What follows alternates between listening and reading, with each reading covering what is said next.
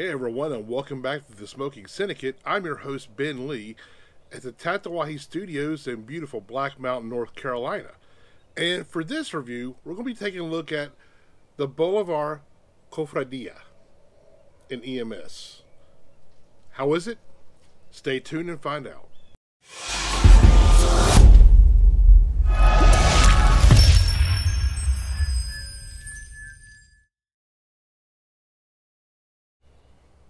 The Bolivar Cofradia comes in two different wrappers. It comes in EMS, which is the one I'm reviewing today, and also in an Oscuro wrapper.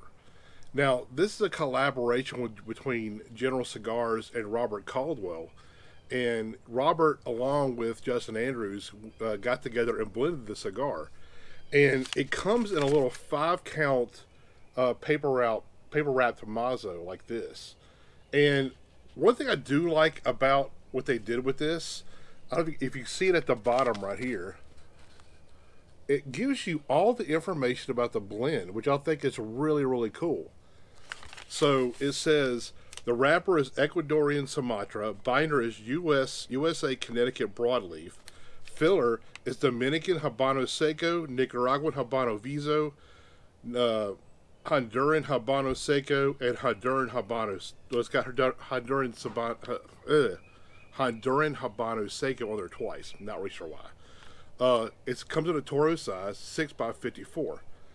Now, let's take a look at this. Oh, by the way, it's $7.49 per cigar. But let's take a look at this thing. It's got a kind of a model reddish brown wrapper. Looks a little rustic, but it's kind of cool. I like the reddish brown color of it. And I like the bands a lot too. I think they got good colors on them. It's kind of pops, but it's kind of classy in the same way, you know. So let's go ahead and cut this and see what this is like.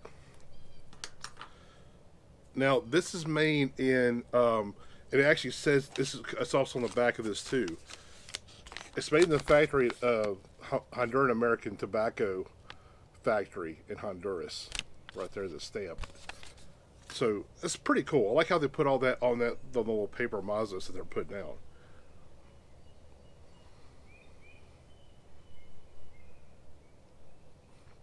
Has a pretty good draw. It has that nice milkshake draw with a little bit, just a little bit more firmness than that. But it's still really, it's tolerable. It's good. It's not going to be a problem. Now the notes that get off the cold draw, get a nice cedar note, a little hint of leather, and a little bit of spice too.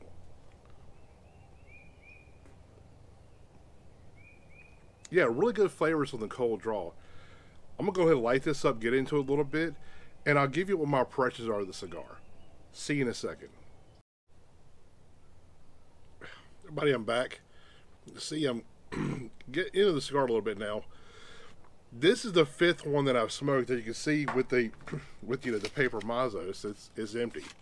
But this cigar, on the first stir, what I get is some cedar notes, caramel, a nice cinnamon note that goes along with that. Ties it really well actually with the caramel. A little bit of cocoa, and a dried fig note, which is really nice. Gives a little bit of depth to it. Black pepper, which is kind of in the background. It's not really up front on the front of your palate like a lot of Nicaraguan tobacco cigars do. They get that up front pepper. It does have like a little bit of earthiness to it as well. Now in the retrohale, I get like the black pepper, the earth, and a little bit of that sweet caramel as well too. So it has a nice retrohale in the beginning of it. Has a nice long finish, which I do appreciate. It's medium bodied with a little medium strength so far. Now as it goes into the second third, I kind of get mostly the same notes. It's cedar, the caramel, but the caramel is a little bit more dominant in the second third. Cocoa is faded a little bit. I still get the black pepper and the cinnamon note, but I'm also that dried fig note that I was getting before, and the black pepper have kind of faded a lot. They're kind of going down.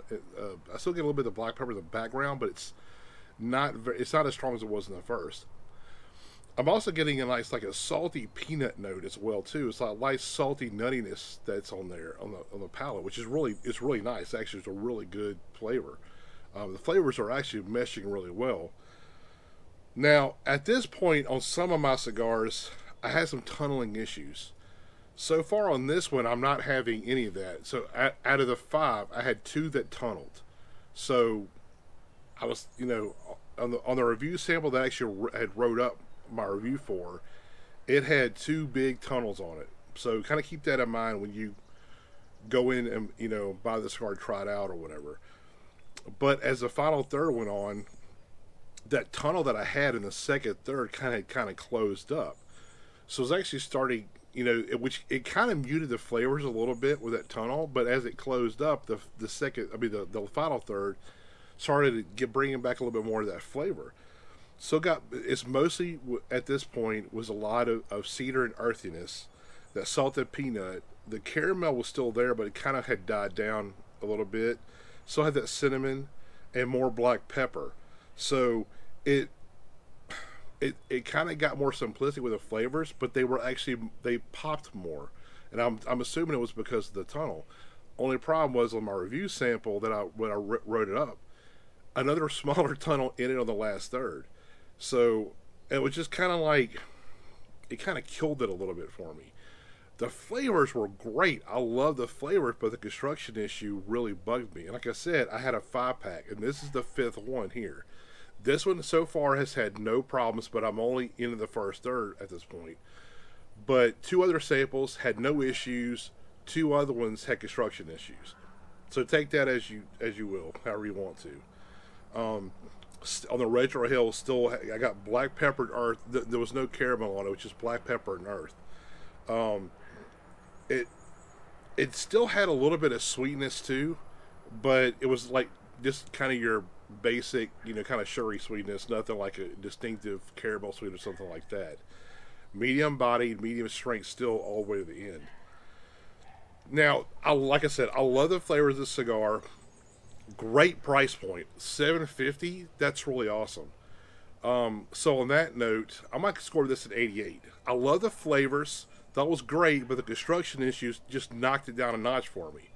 So still a respectable score for me, and 88 is really good. So go check these out, your local brick and mortar. I think it's a good example. The Oscuro will be reviewed by Coop on cigar-coop.com, so check that out when it's published. And on that note, I'll see you next time.